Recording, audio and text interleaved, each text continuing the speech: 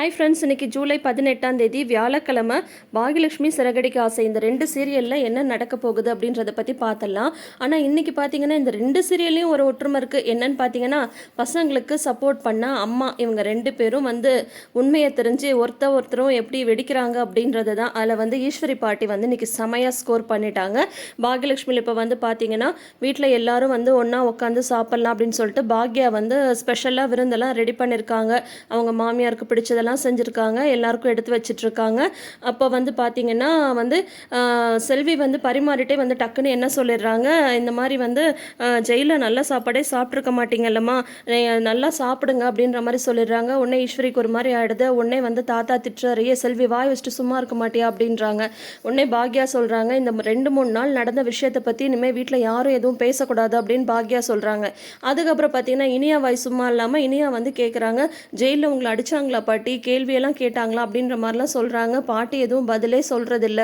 உடனே பாக்யா சொல்கிறாங்க, இனியா நான் தான் சொல்கிறல்ல, அதை பற்றி யாரும் பேசக்கூடாதுன்னு சொல்லிட்டு எல்லாரும் பேசாமல் சாப்பிடுங்க அப்படின்னு சொல்லும்போது, அக்கா இங்கே என்னக்கா கீழே என்னமோ கொட்டியிருக்கு அப்படின்னதும், ஒன்றும் இல்லை குழம்பு கொஞ்சம் கொட்டிடுச்சு, நான் க்ளீன் பண்ணேன் ஆனால் சரியாக போகலை, நீ கொஞ்சம் அதை தொடச்சிடு அப்படின்ற மாதிரி சொல்கிறாங்க. சரி நான் போய் தண்ணி எடுத்துகிட்டு வரேன்னு சொல்லிட்டு பக்கெட்டில் தண்ணி பிடிக்க போகிறாங்க செல்வி.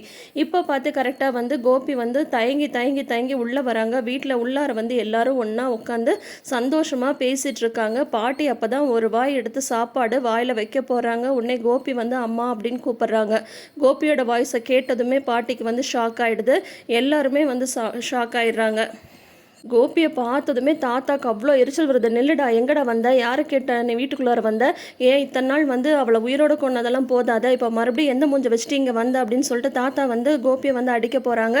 எழிலும் வெளியில் போங்க, எதுக்கு இப்போ இங்கே வரீங்க, நாங்கள்லாம் சந்தோஷமாக இருந்தாவே உங்களுக்கு பிடிக்காதா, போங்க வெளியில் அப்படின்ற மாதிரி எழிலும் தாத்தாவும் சொல்கிறாங்க. எழில பாக்யா அடைக்கிறாங்க. எழில சுமார் அப்படின்ற மாதிரி சொல்லிடுறாங்க. ஏன்னா இது பையனுக்கும் அம்மா அப்பா உங்கள் 3 பேருக்கும் உண்டான பிரச்சனை இல்லையா, தாத்தா எதுனாலும் பேசலாம், அதுக்கு தாத்தாக்கு ரைட்ஸ் இருக்குது. அதுக்கப்புறம் தாத்தா நான் அம்மாவை பார்க்கணும், ஒரு தடவை பார்க்கணும் அப்படின்ற மாதிரி கோபி சொல்கிறாங்க. தாத்தா முடியாதுடா, அவளெல்லாம் நீ பார்க்க முடியாது அப்படின்ற மாதிரி சொல்கிறாங்க. நான் ஒரே ஒரு தடவை பார்த்துட்டு போகிறேன் அப்படின்னு சொல்லிட்டு பாட்டி டைனிங் டேபிளில் உட்காந்துட்டு இருக்காங்க. கோபி போய் அவங்க அம்மா பக்கத்தில் கீழே உட்காடுறாரு. அம்மா என்னை மன்னிச்சிடுங்கம்மா, நான் பெரிய பாவத்தை பண்ணிட்டேன், உங்கள் முகத்தை பார்க்குறது கூட எனக்கு அருகதை இல்லை, ஆனால் நீங்கள் மன்னிச்சிட்டேன்னு ஒரு வார்த்தை சொன்னால் போதும் அப்படின்ற மாதிரி கோபி கெஞ்சி அழுதுகிட்டே அவங்க அம்மா கிட்ட உட்கார்றாரு. உடனே பாட்டி விருக்குன்னு எந்திரிச்சிடுறாங்க. அம்மாவா, யாருடா உனக்கு அம்மா, நான் அம்மானு இப்போ தான் உனக்கு தெரியுதா, எந்த தப்பும் பண்ணலன்னு அன்றைக்கி நான் உன்கிட்ட கெஞ்சுன்னு கெஞ்சினே, அப்போல்லாம் தெரியலையா நான் உனக்கு அம்மானு தெரியலையா, உன் மாமியாரும் உன் பொண்டாட்டியும் சேர்ந்து போய் என் மேலே பொய்யா ஒரு கம்ப்ளைண்ட் கொடுத்தாங்களே, அப்போ தெரியலையா நான் உனக்கு அம்மான்னு சொல்லிட்டு, கோர்ட்டில் எனக்கு எதிராகவே நீ சாட்சி சொன்னியே, அப்போ தெரியலையா நான் உனக்கு அம்மான்னு சொல்லிட்டு, எந்த முகத்தை வச்சுட்டு இப்போ நீ என்னை பார்க்க வந்த, இப்போ கேட்டுக்கோ, எனக்கு மகனே கிடையாது, எனக்கு கோபி அப்படின்னு சொல்லிட்டு ஒரு பையனே கிடையாது, எனக்கும் உனக்கும் இனிமேல் எந்த விதமான ரத்த சம்பந்தம் எதுவுமே கிடையாது, இனிமேல் நான் உன் முகத்தில் கூட முழிக்க மாட்டேன், நான் சத்தா கூட நீ என்னோட முகத்தை பார்க்கக்கூடாது, எனக்காக நீ எப்பயும் நிற்கவே கூடாது, இனிமேல் வாழ்க்கையிலே உன் முகத்தை நான் பார்க்கவே கூடாது, எனக்குன்னு இருக்கிறது ஒரே ஒரு மக தான் அப்படின்னு சொல்கிறாங்க. அப்படி சொன்னதுமே எல்லாருமே ஷாக் ஆகிறாங்க. கோபியுமே ஷாக் ஆகிறாரு. மகளா அப்படின்னு சொல்லிட்டு உடனே பாக்யா அந்த பக்கம் நின்றுட்டுருக்காங்க. போய் பாக்யாவை கூட்டிகிட்டு வராங்க. கூட்டிகிட்டு பாரு, இவ தான் எனக்காக நின்னா, எல்லா சந்தர்ப்பத்துலேயும் என்னை மட்டுமே இவ நம்பினா, இவ மேலே நான் கோவம் வெறுப்பு எவ்வளவோ காட்டியிருக்கேன், ஆனால் நான் இதை பண்ணியிருக்க மாட்டேன் அப்படின்னு சொல்லிட்டு அவள் நம்பினா, எனக்காக நின்னா, இவ தான் என் பொண்ணு, இனிமேல் எனக்கு இருக்கிறது ஒரே ஒரு மக தான், எனக்காக இனிமேல் எல்லாமே செய்ய வேண்டியது இவ தான், எனக்குன்னு என் மக, என் புருஷன், என் பேர பசங்க, அவங்களோட பசங்கன்னு எல்லாருமே இருக்காங்க, எல்லாரும் என்னை நம்புகிறாங்க, கடைசி வரைக்கும் நான் எந்த தப்பு பண்ணியிருக்க மாட்டாங்கன்னு அவங்க நம்பினாங்க, அவங்க மட்டும்தான் இனிமேல் எனக்கு, அவங்களோட தான் இனிமேல் நான் சந்தோஷமாக இருக்க போகிறேன், சந்தோஷமாக வாழ போகிறேன், இனிமேல் நீ எனக்கு வேண்டாம், இனிமேல் நான் உன்னை பார்க்கவும் மாட்டேன், இனிமேல் நீ நான் செத்தாலும் நீ என்னை பார்க்கக்கூடாது, இங்கே இருக்கிற எல்லாருக்கும் நான் ஒரு விஷயத்தை சொல்லிக்கிறேன், நீங்கள் எல்லாரும் உண்மையிலேயே என் மேலே அன்பு வச்சுருந்தீங்கன்னா, மரியாதை வச்சுருந்தீங்கன்னா, நான் சொல்கிறது மட்டும்தான் நடக்கணும், இவனை என்னை பார்க்குறதுக்கு நீங்கள் யாரும் யாரும் அனுமதிக்க கூடாது. எனக்கு எந்த சடங்கு எதுவுமே வந்து நீ வந்து செய்யக்கூடாது. எல்லாமே வந்து இவ தான் செய்வா. இவ மட்டும் எனக்கு போதும் அப்படின்ற மாதிரி பாட்டி வந்து சொல்லிடுறாங்க.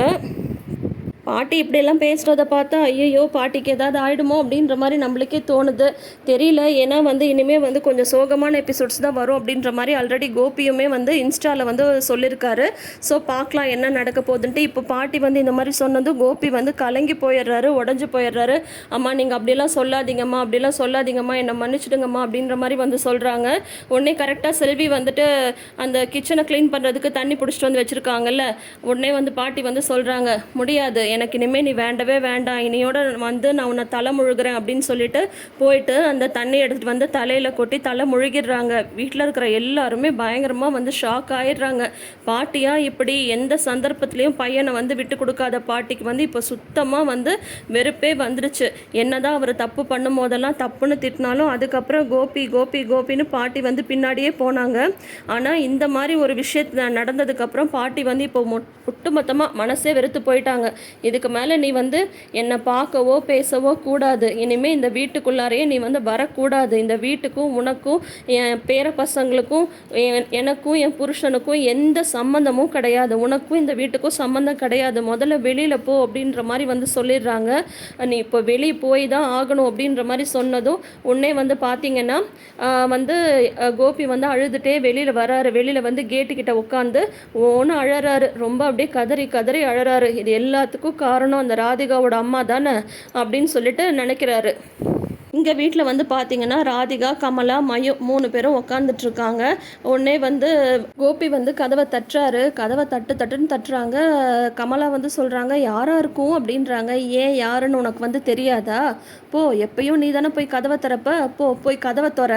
அவங்க அம்மா மேலே உயிரே வச்சுட்டு இருந்தாரு. இந்த உலகத்துலேயே அம்மா மட்டும்தான் அவருக்கு முக்கியம்னு நினச்சிட்டு இருந்தவர் இப்போ வந்து கேள்வி மேலே கேள்வி கேட்பாரு. எல்லாத்துக்கும் நீ போய் கதவை திறந்து பதிலை சொல்லு அப்படின்னு சொல்கிறாங்க. உடனே இந்த கமலா வந்து சும்மாவே ஆடுவார்.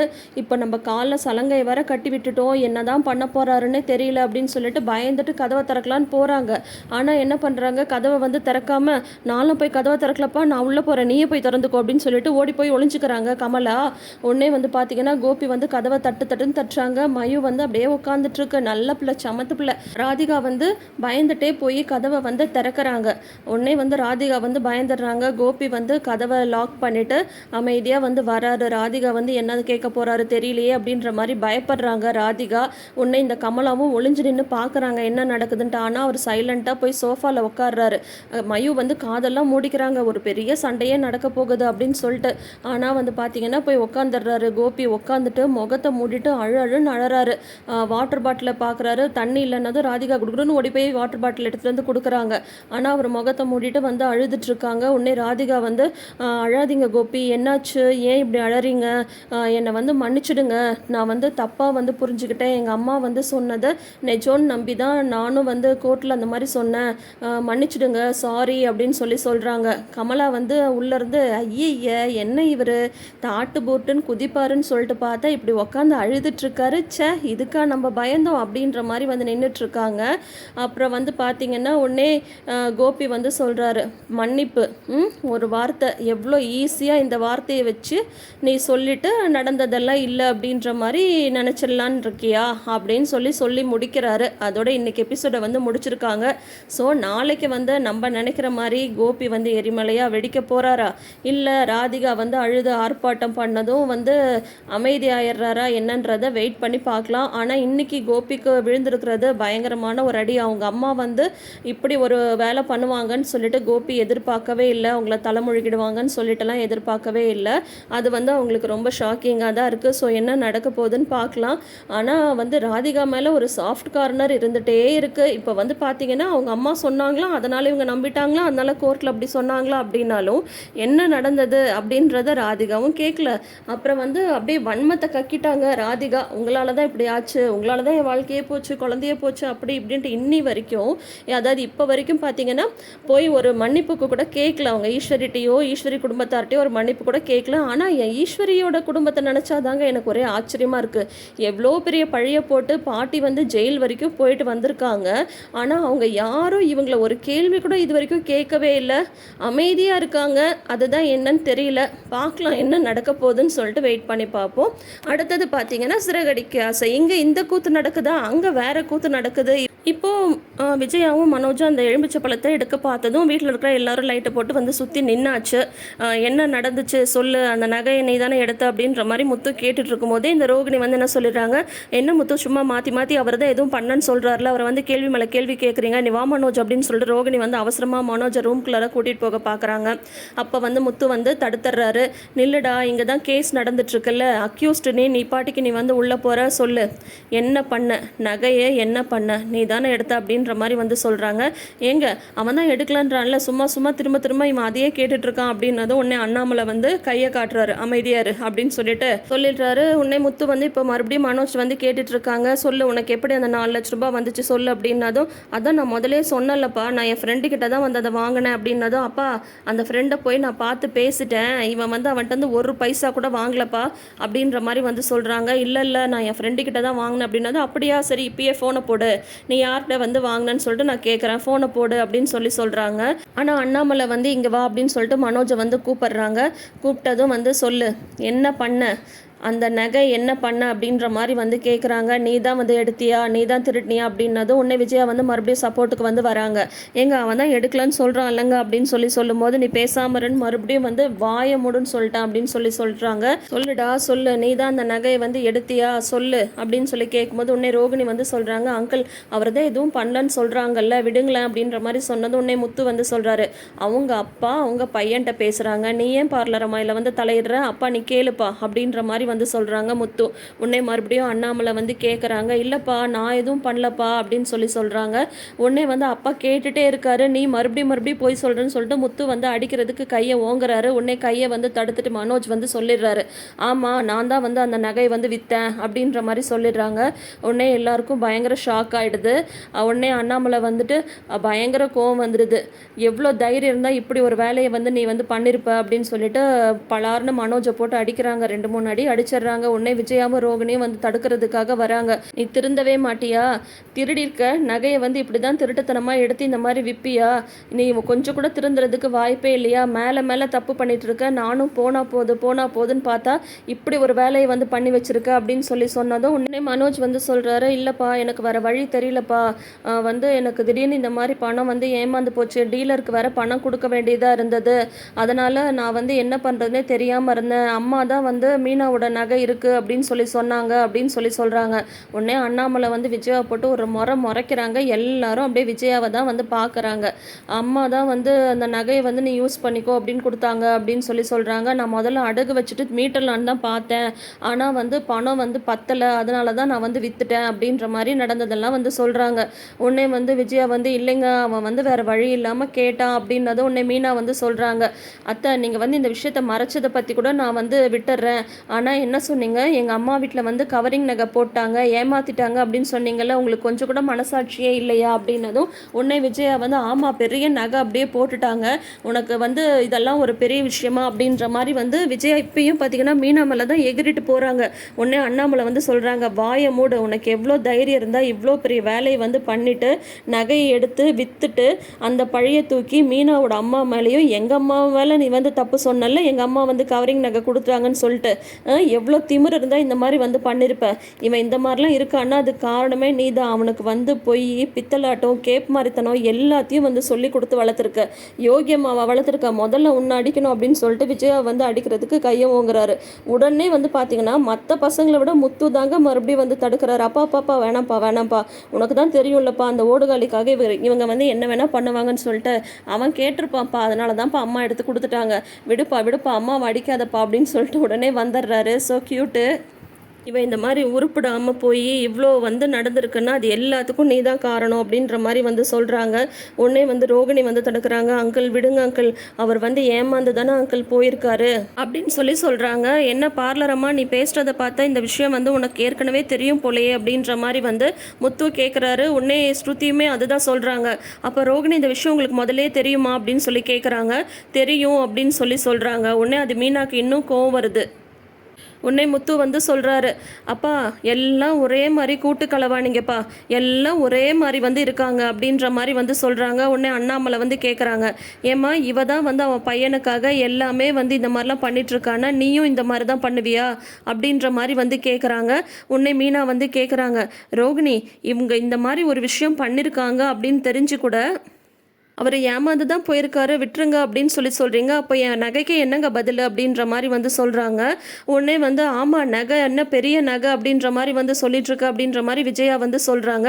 சீ வாயமோடு உனக்கு கொஞ்சம் கூட வெக்கமா இல்லை, இப்போ கூட நீ வந்து திருந்த மாட்டியா, நீ எல்லாம் ஒரு மனுஷியா, உன்ன மாதிரி ஒரு மனுஷியை வந்து நான் பார்த்ததே இல்லை. ஒரு அம்மானா ஒரு நல்லது வந்து சொல்லி கொடுத்து வளர்க்கணும், ஆனால் அவனுக்கு இல்லாத கெட்டது எல்லாத்தையுமே வந்து நீ சொல்லி கொடுத்துருக்க அப்படின்னு சொல்லிட்டு அண்ணாமலை வந்து கோபமாக சொல்கிறாங்க.